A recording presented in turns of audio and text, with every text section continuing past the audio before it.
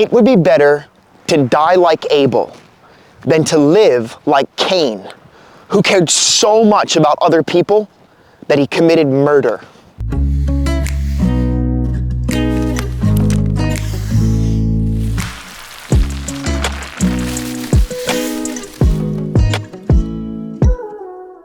Cain and Abel both bring offerings to the Lord. There's no differentiation there. But there's something about the way in which they bring their offerings that Abel's offering is received by the Lord, Cain's is not. One's acceptable, the other isn't acceptable.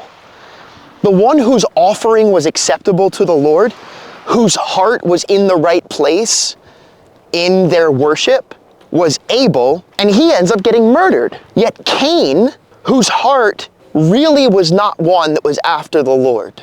There was something wrong at a heart level in Cain that caused his worship, or the sacrifice that he brought to the Lord, to be unacceptable. And Cain, then we see, lives this whole life so deeply concerned about what other people are going to think about him, or how his life is going to be threatened by other people, all because of what he's done now. There doesn't even seem to be any remorse from Cain after it's found out that he killed his brother. It is good and right to care about others, but not the way that Cain did. I believe Abel cared just as much about others as Cain did, but with the right heart. When I come to this verse, I can't help to ask, Lord, make me like Abel, not Cain.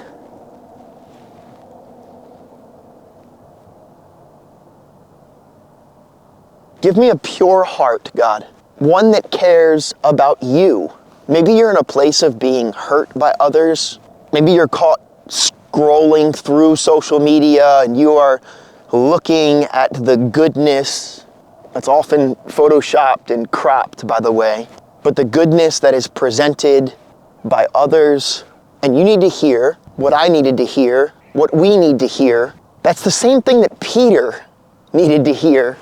In John 21:20, Peter turned and saw the disciple whom Jesus loved following them, the one who also had leaned back against him during the supper and had said, Lord, who is it that is going to betray you? When Peter saw him, he said to Jesus, Lord, what about this man? Jesus said to him, if it is my will that he remain until I come, what is that to you? You follow me. Will you hear Jesus this morning? What is that to you? You follow me.